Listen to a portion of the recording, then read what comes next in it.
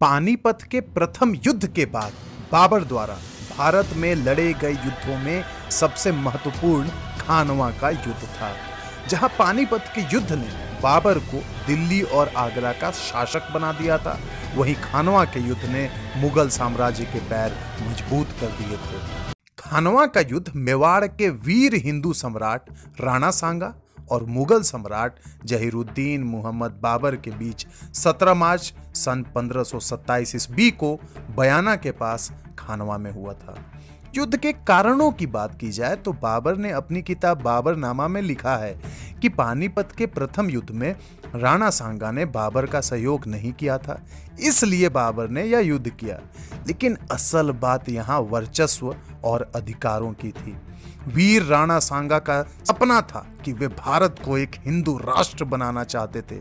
वहीं दूसरी तरफ बाबर मुगल साम्राज्य को स्थापित करना चाहता था। तो अब आइए हम बढ़ते हैं युद्ध की ओर। राणा सांगा अफगानों की सत्ता समाप्त कर अपना राज्य स्थापित करना चाहते थे। उन्होंने अपनी शक्ति बहुत बढ़ा ली थी। उनके राज्य की सीमा आगरा के निकट तक पहुंच गई थी और बाबर को उससे कभी भी खतरा उत्पन्न हो सकता था। राणा सांगा समझते थे कि बाबर भी अन्य लुटेरों की तरह लूटपाट करके चला जाएगा और उसके जाने के बाद वह दिल्ली पर अधिकार कर लेंगे। लेकिन जब उन्हें एहसास हुआ कि बाबर दिल्ली छोड़कर नहीं जाने वाला है, तब वह सोच में पड़ गए, क्योंकि राणा सांगा ये बात जानते थे कि बाबर के रहते उनके अखंड भारत को हिंदू राष्ट्र बनाने का सपना कभी भी पूरा नहीं हो पाएगा। सिंधु घाटी में बाबर के वर्चस्व ने सांगा के लिए खतरा बढ़ा दिया था और उसने बाबर को खदेड़ने का फैसला लिया। उधर बाबर ने भी ये बात समझ ली थी कि राणा सांगा जैसे कट्टर हिंदू राजपूत राजा के रहते हुए भारत में मुगल साम्राज्य की स्थापना करना असंभव था और इसलिए बाबर ने भी राणा सांगा से युद्ध करने का निश्चय किया। इसी बीच जब बाबर ने अफगान विद्रोहियों को कुचलने का निर्णय लिया, तब अनेक अफगान सरदार राणा सांगा के शरण में जा पहुंचे। इनमें प्रमुख थे इब्राहिम लोदी का भाई महमूद लोदी और हसन खां मेवाती। इन लोगों ने राणा सांगा को बाबर के विरुद्ध युद्ध करने को उकसाया और सहायता का वचन भी दिया। राणा सांगा एक वीर और कुशल सेनानी थे। वे अनेकों युद्ध कर चुके थे और अधिकांश युद्धों में हमारे वीर राणा विजय प्राप्त कर चुके थे। राणा सांगा ने बाबर पर आक्रमण करने से पहले ही अपनी स्थिति मजबूत कर ली थी। उसकी सहायता के लिए हसन खां मेवाती, महमूद लोदी और अनेक राजपूत सरदार अपनी अपनी सेना के साथ एकत्रित हो गए। वह हौसले के साथ अपनी विशाल सेना के साथ बयाना और आगरा पर अधिकार करने के लिए बढ़ा।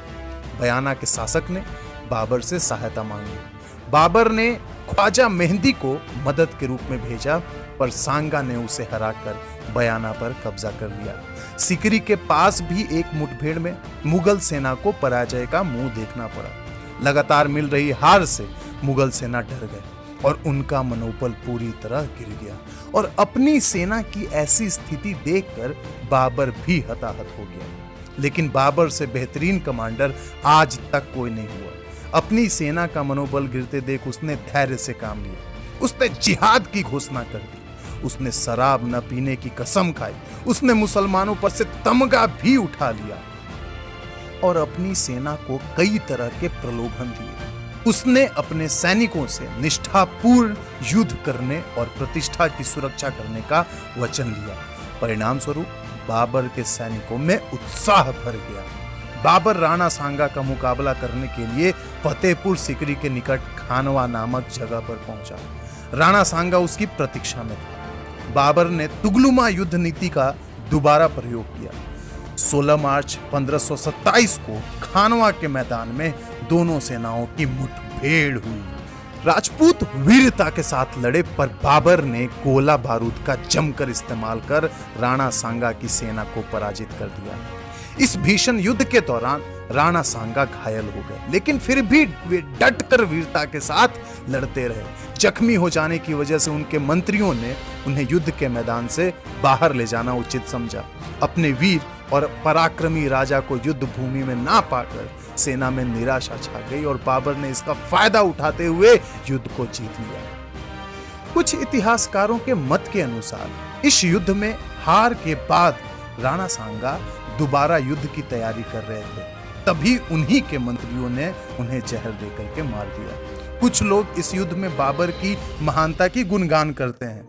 उनको ये बात बता दूं कि बाबर ने तोप का इस्तेमाल किया था और राणा के तीर गोली का जवाब नहीं दे सकते थे, लेकिन फिर भी भारत के वीर सपूत राणा ने बाबर के छक्के छुड़ा दिए। युद्ध में हार का दूसरा कारण यह था कि बाबर ने तुगलुमा पद्धति और अनेकों नए रण कौशल अपनाए, जिससे राणा सांगा वाकिफ नहीं थे। इस युद्ध में हमारे राणा की हार जरूर हुई, लेकिन यह युद्ध भारत के गौरवशाली इतिहास का प्रतीक हमेशा के लिए माना जाएगा। तो दोस्तों, इस वीडियो में बस इतना ही। अगले वीडियो के लिए इंतजार कीजिए। हमें कमेंट करके बताइए कि आपको कौन से टॉपिक पे वीडियो चाहिए। मिलते हैं बहुत जल्द अगले वीडियो में, तब तक के लिए दीजिए इजाजत। बहुत बहुत धन्यवाद।